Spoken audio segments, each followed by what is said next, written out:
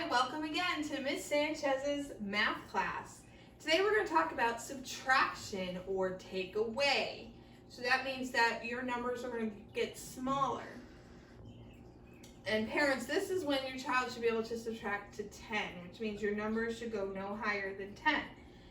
So just like in the addition game, I took foam circles, and you can take paper plates, index cards, paper, whatever you have in the house that you can write on. I used foam so that it was more durable so that I could reuse this over and over again in my classroom for the future.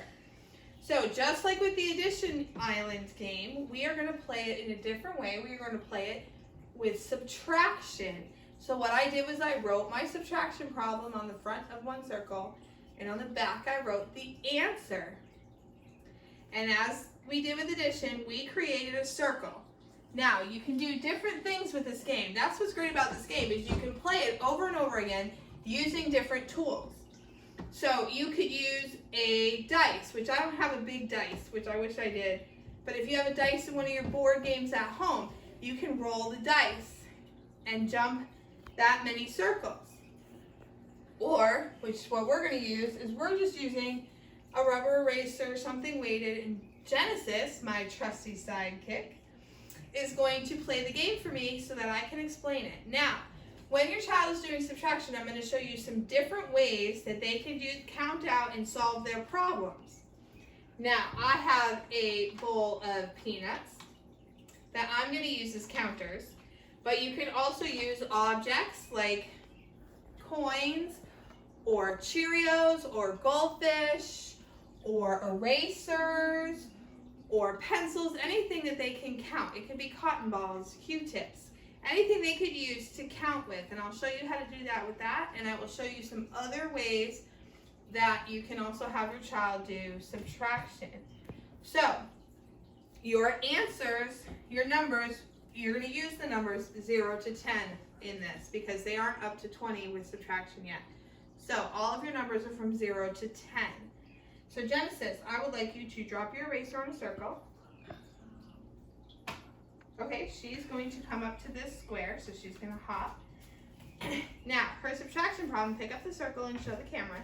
Her subtraction problem is 9 minus or take away 0. So, Genesis, can you tell me what 9 take away nothing is? 9. 9, very good. Show them the answer on the back, and your answer's on the back. So she got that correct. Now Genesis, toss it again. Try to get the 6 minus 2. Okay, Genesis is gonna hop ahead. Now we're gonna show you with the counters with this one. Genesis, hold up your circle so the camera can see what the problem is. The problem is 6 minus 2. So I'm gonna count out 6 peanuts. 3, 4, 5, 6.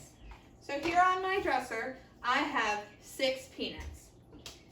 So I usually play a game with my students. So I would say Genesis has 6 peanuts. She gives 2 peanuts to her friend Henry. So Genesis is going to take away 2 peanuts, and she's going to count how many she has left. 1, 2, 3, 4. So the answer is 6 minus 2 equals 4. So that's one way you can do it. Now we're going to show you another way. If Genesis could try to get to the 5 minus 3. Okay? So Genesis is going to go over to, you can do the 4 minus 1. So she's going to pick up her circle and show you her answer, 4 minus 1. Now another way that you can teach your children to do subtraction is you could say you have 4 fingers. Because we have lots of counters right on our bodies. We have fingers and toes. So Genesis has 4 fingers on one hand because a thumb isn't a finger. That's a fun joke. But anyways, she has 4 fingers. She's going to take away 1 finger. How many fingers does she have left? Let's count. 1, 2, 3. 1, 2, 3. 4 take away 1 is 3. So that's another way to teach them to subtract. So let's do one more. So hop forward. So now Genesis is on, show them the thing, 5 minus 4. So we are going to count out 5 peanuts. 1, 2, 3, 4, 5. We are going to take away 4 peanuts. How many peanuts do you have left? 1. 1 peanut. So 5 take away 4 equals 1. So parents, there's a lot of different ways that you can play this game. We used an eraser and we tossed it and we hopped our islands. You can roll a dice and have them hop that many circles. You can even play Twister. Use a Twister spinner and play and build your board out of your circles. If you have a Twister game, you can write on it with dry erase, which is also another option. You can play it as if they get it right, they get to keep their circle. If they get it wrong, you get to keep the circle, and whoever has the most circles at the end of the game wins. But each thing helps strengthen their counting skills, their one-to-one correspondence by using counters, and their subtraction. So this is a great game to play, and you can play it differently every time you play it. So I hope you all have a great day, and you enjoy playing your games together, and we are going to say bye for now. Bye!